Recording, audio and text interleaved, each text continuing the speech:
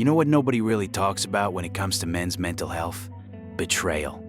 Not just heartbreak, not just breakups. I mean the kind of betrayal that changes the way you see people forever. The kind that rewires your brain. The kind that makes you stop feeling emotionally safe around anyone. Because people act like betrayal is just sadness, but it's not. Betrayal creates paranoia. It creates emotional numbness, hyper-independence, anger, isolation, trust issues, emotional exhaustion. And a lot of men walking around emotionally shut down today, they didn't start that way. Something happened to them. Someone they trusted taught them that love isn't safe. And after that, they were never really the same again. Because the hardest part about betrayal isn't always losing the person. Sometimes it's realizing how easily someone can replace you while you were still trying to love them honestly. That's the part that sticks with you. That's the part that changes you. And I know that feeling personally. I was in a relationship where I genuinely believed we were building a partnership. That's what relationships are supposed to be, right? Two people against the problem. Two people communicating. Two people trying to figure things out together. At least, that's what I thought. So when problems came up, I approached it from the mindset of, okay, let's fix this together. But instead of communicating with me, instead of trying to work through things with me, she left. Not because of abuse, not because I cheated, not because there was some huge catastrophic reason. She left because she said she needed to work on herself. And maybe some people hear that phrase and think it sounds mature. But what it actually turned into was traveling, spending time with other guys, building a new life, while I sat there trying to understand what happened. And honestly, that destroyed something in me. Not just because the relationship ended, but because I realized how easy it was for someone to emotionally replace me. 1 minute you're giving someone your loyalty, your time, your effort, your emotional energy, and the next, you're watching them act like your absence barely affects them at all. That messes with you mentally, especially as a man, because now your brain starts connecting love with instability. You start asking yourself questions you can't escape from. Was I ever actually important? Did any of it matter?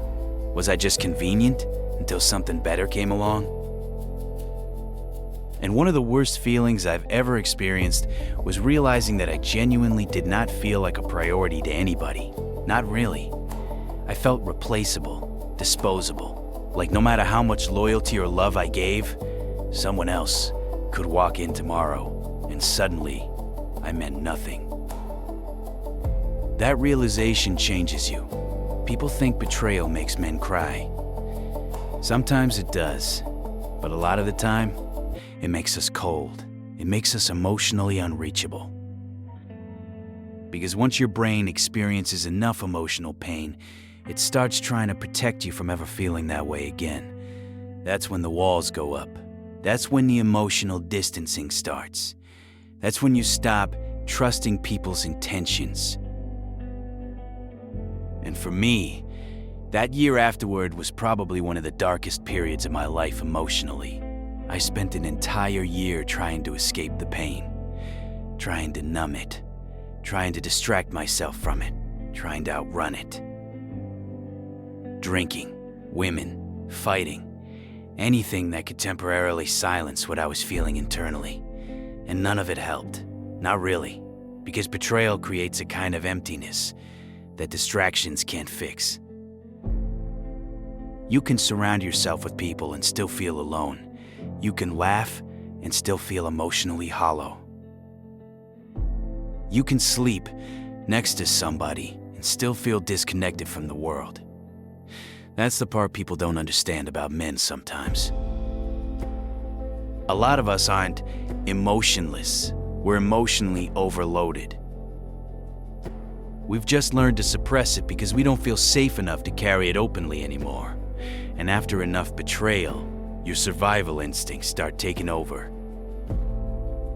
Now you analyze everybody, question everybody, keep emotional distance from everybody. Especially women, because your brain starts treating vulnerability like danger. You stop seeing connection as comfort. You start seeing it as risk. And that's honestly where I think a lot of men are mentally right now. Not hateful, not evil, not uncaring, just deeply guarded. Deeply disappointed, deeply exhausted. And I also want to say something important here. Not all betrayal comes from relationships. Sometimes it comes from family. Sometimes it comes from friends. Sometimes it comes from the people you thought would stand beside you no matter what. A parent that emotionally abandoned you. Friends that disappeared when you needed them most. People you stayed loyal to that never protected you the same way you protected them. Betrayal cuts deeper when it comes from people you genuinely trusted with your emotional safety. And I also don't think women are evil. I don't think every woman is manipulative. I don't think love itself is fake. And I don't think every relationship is doomed to end in betrayal. But I do think painful experiences can train your brain to expect abandonment everywhere. That's the real danger. Because eventually, you stop seeing people as individuals and start seeing everyone as a potential threat. And when that happens, you might protect yourself from pain, but you also start protecting yourself from connection. A lot of men are carrying betrayal they never properly healed from, and because they never healed, they adapted instead. That's an important difference.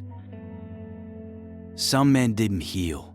They just became harder to access emotionally. And eventually, you become so focused on protecting yourself that you don't even recognize who you've become anymore. You stop opening up. Stop trusting, stop leaning on people, stop believing people genuinely care. You become emotionally self-contained because depending on other people stopped feeling safe. And the scary part is, after a while, that isolation starts feeling normal, comfortable even. Because if nobody gets close enough to hurt you, then maybe you can finally breathe. But the problem is that emotional isolation slowly drains the life out of you too. You survive, but you stop feeling connected to anything. And that's why I wanted to make this video during Mental Health Awareness Month, because betrayal affects mental health far more than people acknowledge, especially for men. A lot of men are silently carrying abandonment issues, trust issues, resentment, emotional numbness, and hyper-independence that all started with betrayal. And the truth is, some of us are still trying to recover from things people told us to just move on from years ago. Some wounds don't disappear just because time passes, especially the ones that change the way you see yourself. But I will say this, even though betrayal changed me, I don't want it to completely destroy my ability to connect with people forever. That's the battle. Not becoming permanently emotionally closed because somebody hurt you. Not allowing pain to turn you into someone incapable of trust, love, or vulnerability ever again. And that's difficult, especially when protecting yourself feels safer than opening up. But I think there's a difference between learning from pain and building your entire identity around it. And a lot of us are still trying to figure out where that line is. So if you've been betrayed, if you've been abandoned, if you felt replaceable, if you've spent months or years emotionally shut down because somebody broke your trust, you're not crazy for struggling with that. That kind of pain changes people. Especially men who were already carrying emotional weight long before the betrayal ever happened. And maybe the hardest part of healing is learning that not everybody is going to hurt you the way that person did, even if your brain is screaming at you to believe otherwise. Because eventually, You have to decide whether protecting yourself is worth becoming emotionally disconnected from your entire life. And honestly, I think a lot of us are still trying to answer that question.